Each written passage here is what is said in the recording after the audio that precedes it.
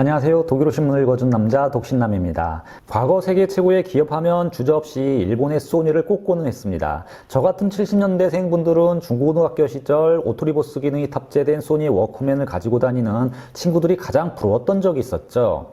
버스 정류장에서 이어폰을 끼고 음악을 들으며 서 있는 그 모습은 정말 누구나 해보고 싶었던 모습이었습니다. 그만큼 소니의 이미지는 확고했고 혁신의 대명사였으며 말 그대로 스타 기업이었습니다. 그때는 소니가 지금의 아이폰이었고 삼성의 갤럭시 스마트폰이었다고 해도 과언이 아니었죠. 워크맨뿐만 아니라 미니디스크 그리고 소니의 트리니트론 브라운관 텔레비전 등 세계 최고의 기술을 가지고 히트작을 계속해서 내놓게 됩니다. 물론 소니의 오디오 세트도 아주 인기였죠. 그러던 소니가 70주년을 맞이한 것이 바로 2016년이었습니다. 그러나 당시 독일 기사를 읽어보면 소니의 예전 영광의 모습은 찾아볼 수가 없습니다. 소니 창사 70주년을 맞아 독일 온라인 통신 하이제 온라인의 보도를 보면 소니의 역사는 마치 롤러코스터를 타고 있는 것 같다고 전하고 있는데요. 이 기업은 여러 번 절벽의 끝에 놓여 있었다고 서술하고 있습니다. 다행인 것은 3년 전부터 계속 흑자를 내고 있다는 위로의 메시지도 등장합니다. 어떻게 이 대단한 기업 소니가 이리도 몰락하게 된 것일까요? 소니의 몰락을 외견했던 대표적인 작품은 역설적이게도 바로 소니의 히트작 트리니트론 텔레비전이었습니다. 당시 소니의 이 트리니트론 브라운관은 세계 최고의 기술이었죠. 전 세계 텔레비전 분야에서 독보적인 기술을 보유한 곳이 바로 이 소니였습니다. 지금 생각해도 이 작품은 역사에 남을 만한 작품인데요. 소니는 이 기술로 전 세계 가전시장을 석권했고 일본의 성장을 대표하는 상품으로 만들기도 합니다. 이 트리니트론 브라운관 기술 덕분에 1940년부터 1960년대까지 전 세계를 호령했던 미국의 RCA를 무너뜨리고 소니는 시장의 주도권을 일본으로 가져오게 됩니다. 당시 전 세계의 가전시장에서 소니 TV의 돌풍이 얼마나 대단했는지 소니의 트리니트론 브라운관 TV는 방송계의 아카데미상으로 불리우는 에미상을 수상하게 되죠. 아마 사람이 아닌 제품이 수상받은 것은 소니가 최초일 겁니다.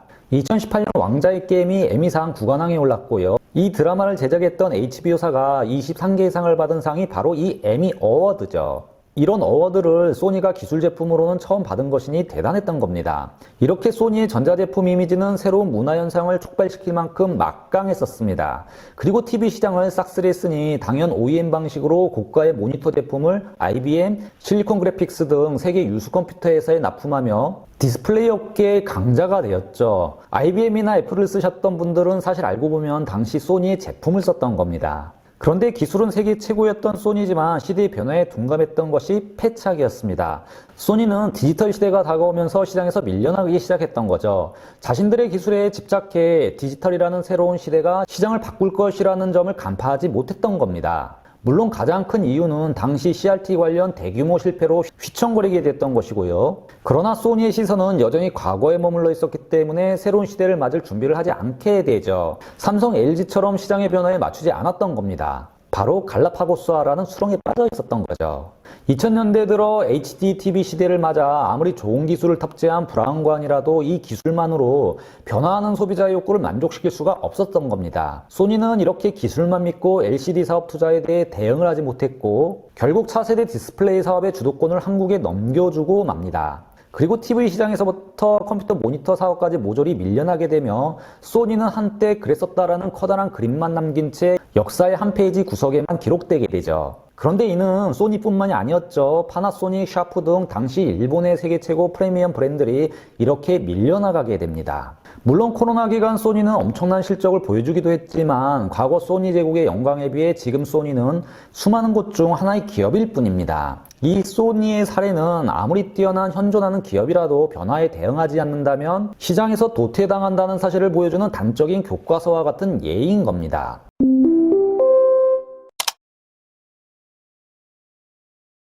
얼마 전 유럽 집행부가 유럽의 새로운 그린딜 전략을 발표하며 전 세계 기업들이 이를 두고 분석하기 분주했던 적이 있었습니다.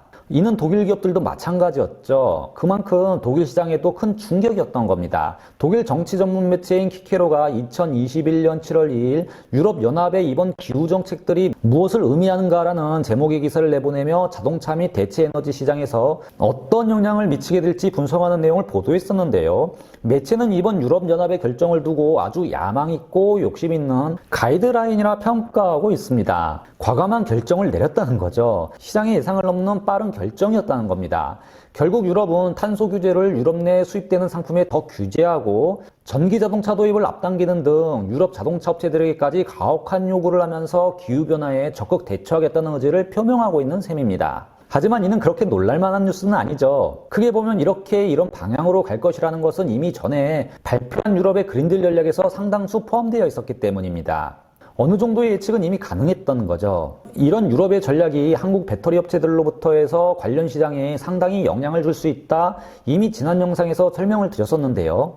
어쨌든 이번 그린딜 전략에 가장 큰 관심을 보이는 것은 바로 자동차 업계와 납품업체들입니다. 내연기관 자동차는 직접적으로 변화의 영향권 안에 들어가기 때문이죠. 그리고 이 변화에 대응하기 위해 지금 세계 모든 글로벌 자동차 업체들은 엄청난 비용을 지불해가며 체질 개선에 나서고 있는 상황입니다. 그런데 이렇게 예고된 시장의 변화에도 꿈쩍하지 않고 내연기관 자동차를 고집하는 세계 최고의 완성차 업체가 있습니다. 바로 일본 최고의 기업 도요타입니다. 처음에는 이를 두고 어떻게 평가해야 하나 각 언론사들도 아주 많이 고민을 했었는데요. 그러나 이번 유럽의 과감한 그린딜 전략으로 도요타의 행보도 역시 갈라파고스화였다는 결론에 도달하게 된 듯 보입니다. 물론 그들의 설명을 들어보면 전략적으로 이해가 가는 부분이 상당수 있기는 합니다. 또한 아주 설득력이 있기도 했죠.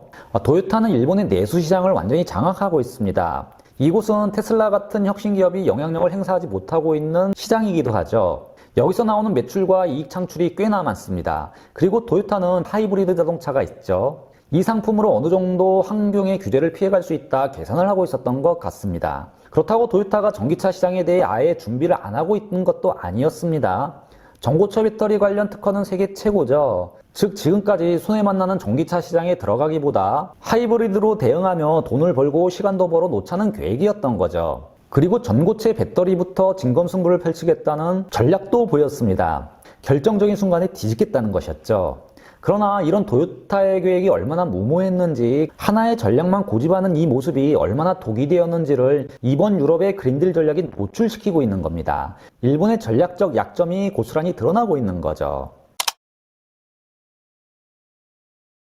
이미 현대는 이 GMP 플랫폼을 가지고 시장에 진입해 있습니다. 폭스바겐은 MEB 플랫폼, 미국의 GM은 LG화학과의 얼티움이라는 자체 플랫폼을 가지고 다가올 전기차 시장의 격한 경쟁을 예고하고 있죠. 그런데 이 내연기관 자동차를 생산했던 자동차 기업들이 고민하는 가장 큰 문제점이 무엇일까요? 단기 전기차를 만드는데 생산 라인을 구축하고 아직까지 수익이 담보되지 않는 리스크가 가득한 분야에 뛰어드는 것에만 자동차 업계에 고민이 있는 것은 아닙니다. 자동차 업계의 가장 큰 약점은 바로 디지털화에 있기 때문이죠. 4차 산업혁명 시대에 들어 이제 기존 자동차 기업은 사라지게 되는 겁니다.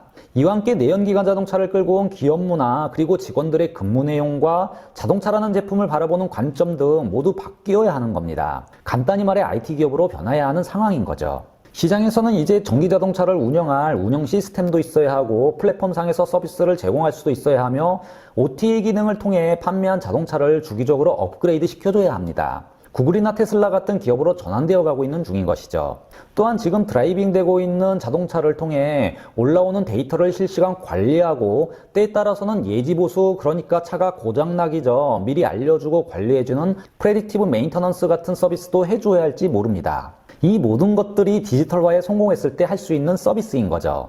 어쩌면 시장 자체가 렌탈이라는 개념으로 완전히 전환될 수 있을지도 모릅니다. 이를 위해서는 막강한 플랫폼이 있어야 하고 이제 디지털 플랫폼 운영이 핵심 사업으로 자동차 업체는 바뀌어야 하는 겁니다. 즉 데이터 확보가 가장 절실한 겁니다.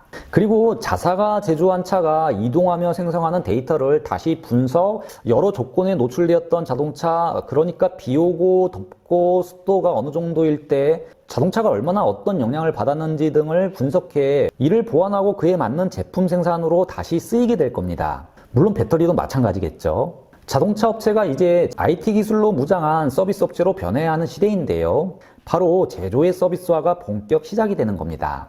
결국 데이터, 이 정보를 더 많이 확보하고 있고 더 빨리 다루는 시스템을 갖춘 자동차 업체가 승자가 되는 시대가 열린 거죠. 이는 곧 자동차 업체가 IT 업체가 돼야 하는 이유이기도 한 겁니다. 이런 미래를 준비하는 모습들은 독일 유력 경제일간지 한델스블라트가 2021년 5월 3일 보도한 기사를 보면 자세히 나옵니다. 기사는 10년 전 사이언스 픽션에서나 나올 법한 얘기들 몇 가지가 현재 자동차에서 현실이 되어가고 있다고 보도하고 있는데요.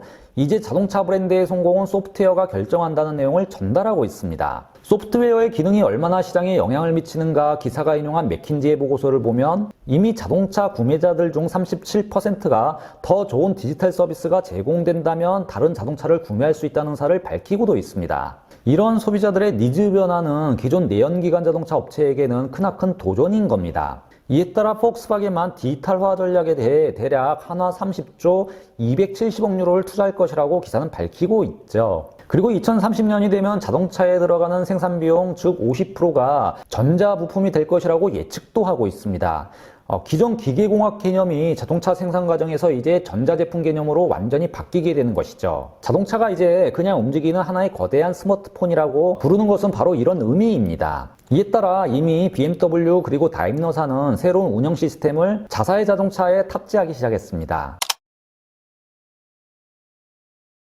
물론 도요타도 이 TNGA 플랫폼을 선보이고 있지만 2025년 목표 판매량은 딸랑 50만 대입니다. 이는 테슬라가 2020년 달성한 목표죠. 2025년에는 테슬라가 대략 300만 대 정도 팔 것으로 보고 있습니다. 겨우 이 정도만으로 경쟁할 수 있는 의미 있는 데이터 확보가 어려운 것이 사실이죠. 그럼에도 도요타는 아주 느긋하게 있는 것처럼 보입니다. 이런 도요타 입장은 아주 분명하기 때문이죠. 때를 기다리고 있다는 겁니다. 위에서 이미 설명을 해드렸는데요. 다른 자동차 업체들처럼 전기차 시장에 진입, 커다란 손해를 보기보다 전고체 배터리로 판을 뒤집고 그때까지는 하이브리드 자동차로 버티겠다는 전략이 어찌 보면 똑똑해 보이기도 했었죠. 야, 일본 너희들은 다 계획이 있었구나 라고 말해주고 싶기도 했었습니다. 그런데 시장이 이렇게 도요타가 원하는 대로 움직여줄까요? 괜히 자신들의 기술력만 믿고 있다 빠르게 변화하는 시장을 못 따라잡을 수 있는 것은 당연합니다. 그리고 지금 유럽연합의 이번 그린딜 전략은 세계 시장이 도요타의 뜻대로 움직이지 않고 있다는 시그널을 보내고 있는 것으로 해석이 됩니다. 시장의 변화를 거스르면 소니의 전철을 밟게 되는 것이죠. 그리고 도요타의 이런 계획은 이제 차질을 빚게 되었습니다.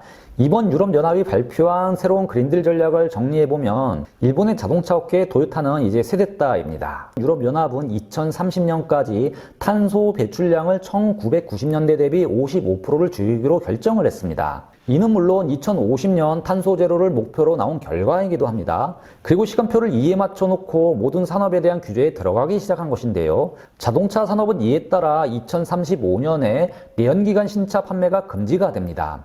아주 가혹한 결정을 한 거죠. 그런데 이는 어찌 보면 예측 시나리오 중 하나였습니다. 시간을 계산해보면 누구나 예측할 수 있는 유럽연합의 결정이었죠. 독일이나 유럽에서 자동차를 구매하면 15년에서 많게는 그 이상도 사용을 하게 됩니다. 결국 2035년에 판매 금지되어야 2050년경 모든 시장에서 사라지게 된다는 계산이 나오게 되는 거죠. 문제는 이번 과감한 조치를 통해 유럽연합이 이 내연기관 자동차의 하이브리드카도 포함시켜 신차 판매를 금지시켰다는 점입니다. 이 대목이 도요타에겐 아주 뼈아픈 대목이죠. 즉 이제 15년이라는 시간밖에 없는 것이고 자동차 업계는 전기 자동차로 완전 전환해야 하는 상황인 겁니다. 그런데 이 말은 지금 100년 동안 내연기관 자동차만을 만들었던 회사에게 전자회사 또는 IT회사로 전환하라 요구하고 있는 것이기도 하고 그 시간이 꼴랑 15년밖에 안 남았다 시한을 정해주고 있는 것이기도 하죠. 결국 도요타가 예상하고 있는 계획보다 시장이 더 빨리 움직이고 있는 모습을 보이며 도요타의 약점이 그대로 노출되고 있는 겁니다. 물론 15년을 써야 할 만큼 전 세계 자동차 업체들이 자동차를 너무 잘 만들어왔던 이유도 있습니다. 이제 유럽의 그린딜 전략을 통해 촉발된 이런 시장의 변화는 일본 자동차 업계와 도요타에게 커다란 위협이 될 것이라는 것은 자명합니다. 왜냐하면 자동차 산업은 완성차 업체만 변한다고 변할 수 있는 게 아니기 때문이죠. 그런데 지금 도요타가 고작 한 해에 3,000대 정도 팔아서는 부품업체들에게 경쟁력을 갖춰가게 하고 도요타 스스로도 의미 있는 데이터 확보가 어렵습니다. 무엇보다 이동하고 있는 차량의 데이터를 충분히 확보할 수 있는 것도 아니죠. 또한 생산 과정 중 발생하는 여러 데이터를 기반으로 분석하는 작업이 충분치 못하면 불량률 등 품질 관리에 있어 경쟁력이 떨어질 수밖에 없는 것이 사실입니다. 이렇게 데이터가 자산인 시대가 자동차 업계에 지금보다 더 빨리 오고 있는 것처럼 보입니다. 도요타 등 늘 일본의 문제는 갈라파고스화되어 자신들의 시야에 갇혀있는 것에 있었습니다. 자기들의 기술만 믿고 하이브리드 카를 고집하는 토요타가 지금 외길을 만나고 있는 것처럼 느껴지는 데는 다 이유가 있는 것이죠.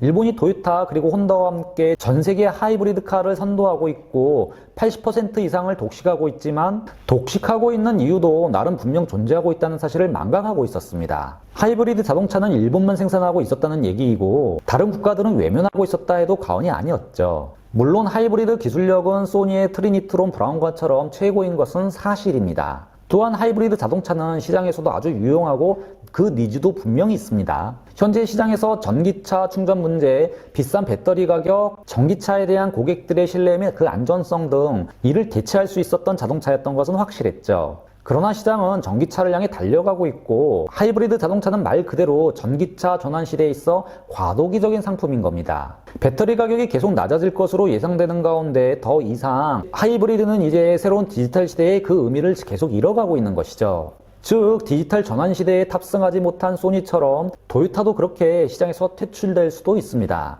일본은 어쩌면 이렇게 사라져가고 있는지도 모릅니다. 지금까지 독일어 신문을 읽어준 남자 독신남이었습니다.